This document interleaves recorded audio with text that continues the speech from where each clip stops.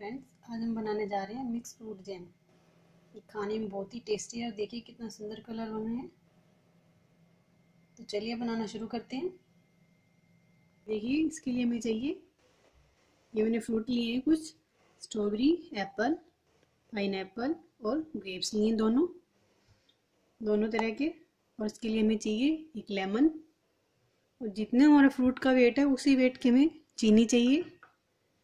तो चलिए बनाना शुरू करते हैं। तो पहले हम इन्हें कट कर लेते हैं फ्रूट्स को।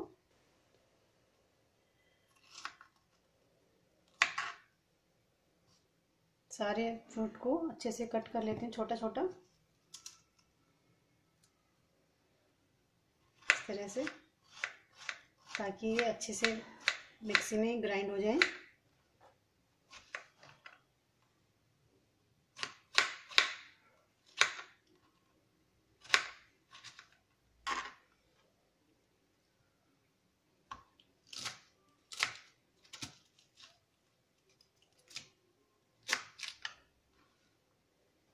एप्पल को भी छील के छिलका निकाल लेती हूँ। सारे फ्रूट्स पहले मैं कट कर लेती हूँ। तो ये देखिए फ्रूट्स मैंने सारे कट कर लिए हैं। अब इनको ग्राइंडर जार में डाल के अच्छे से इनको फाइन पेस्ट बना लेना।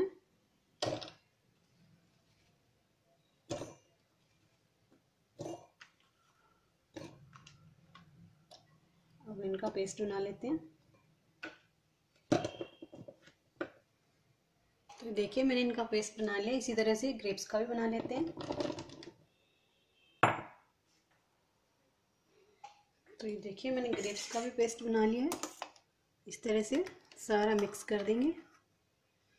अब हम इसको पकाएंगे।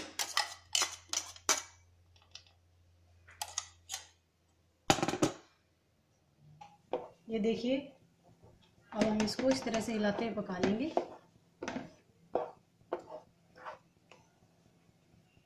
देखिए नेचुरल कितना सुंदर कलर है इसका। अगर आप चाहो तो इसमें कलर भी ऐड कर सकते हैं।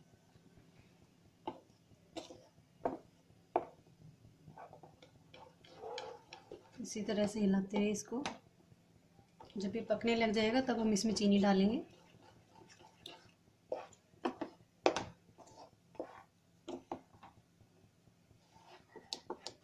कम कॉस्ट में इतना सारा जैम बन के रेडी हो जाता है और बहुत ही टेस्टी बनता है। मार्केट से ज़्यादा टेस्टी लगता है।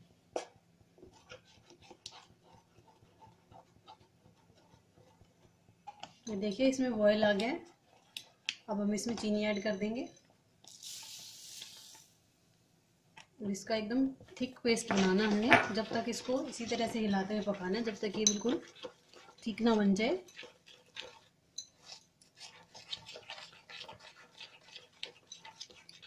इसी तरह पकाते हुए इसका कलर भी और डार्क हो जाएगा और ये बहुत टेस्टी बनेगा। जो छोटे छोटे पीसेस आपको दिख रहे हैं कहीं कहीं पे, इनको ऐसे इस तरह दबा दबा के बिल्कुल मैश कर दें। देखिए इसको पकते हुए 7 से 8 मिनट हो गए। ये इतना थिक हो गया है, पर हमें थोड़ा और चाहिए, इसलिए इसको थोड़ी देर और पकाएंगे। फिर इसमें लेमन का जूस डालेंगे।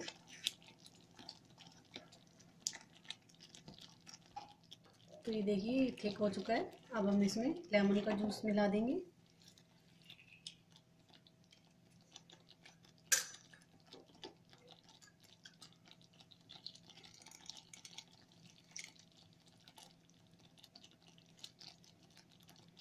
अच्छे से मिक्स कर लेंगे। अब इसको चलाते रहना है, छोड़ना नहीं तो ये जल जाएगा। अब जब ये थोड़ा और थिक हो जाएगा तब हम गैस बंद कर देंगे। आप भी घर में ज़रूर जैम बनाएं। बहुत ही अच्छा, विदाउट कलर, विदाउट एसेंस, बहुत ही टेस्टी बनता है। देखिए कितना सुंदर बन गया है। इसको 5-7 मिनट और लगेंगे थोड़ा पकने में।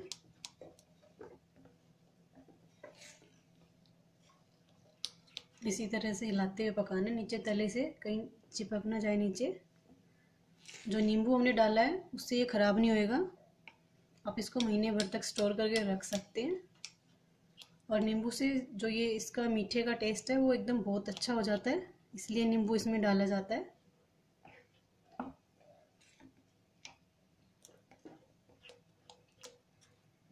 नींबू डालना ज़रूरी है इसमें, नहीं तो जैसे हम इसको गाढ़ा करेंगे पकाएंगे तो चीनी के क्रिस्टल बन जाते हैं।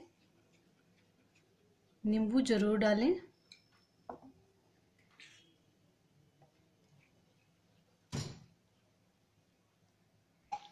ये देखिए जैम हमारा रेडी है। 15 से 20 मिनट लगे इसको पकाने में। ये देखिए किस तरह कितना अच्छा दानेदार टेक्सचर इसका बनके रेडी हुआ है, कितना सुंदर कलर है। अब हम गैस बंद कर देते हैं। जब ये रूम टेम्परेचर पे आ जाएगा तब इसको कांच की बोतल में भर लेंगे।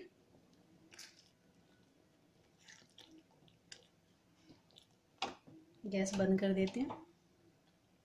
तो ये देखिए जैम हमारा एकदम ठंडा हो गया है, रूम टेम्परेचर पे आ गया। देखिए कितना गाढ़ा हो गया है। अब हम इसको इस तरह की कांच की बोतल में भर के रखना है, धो के एकदम साफ, बिल्कुल पानी की बूंद नहीं होनी चाहिए। अब हम इसको इसमें फिल कर लेंगे। एयर टाइट जार में ही भर के रखें। इस तरह से फिल कर लें। तो लीजिए फ्रेंड्स, हमारा जैम एकदम रेडी है।